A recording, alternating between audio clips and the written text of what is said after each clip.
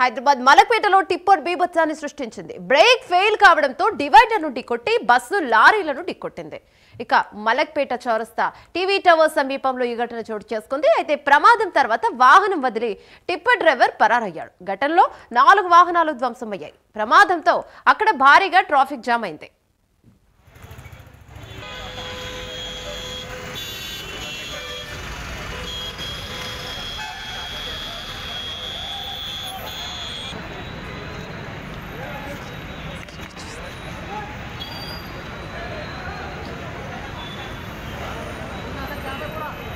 खाली क्या था यहाँ से मार सकते ना कंचा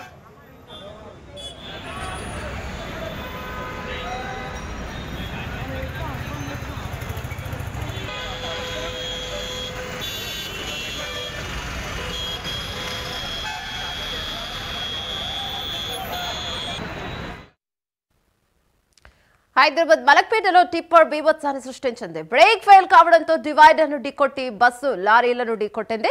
మలక్పేట చౌరస్తా టీవీ టవర్ సమీపంలో ఈ ఘటన చోటు చేసుకుంది. అయితే ప్రమాదం తర్వాత వాహనం వదిలి టిప్పర్ డ్రైవర్ పరారయ్యాడు. ఘటనలో 4 వాహనాలు ధ్వంసమయ్యాయి. ఇక ప్రమాదంతో అక్కడ భారీగా ట్రాఫిక్ జామ్ అయింది.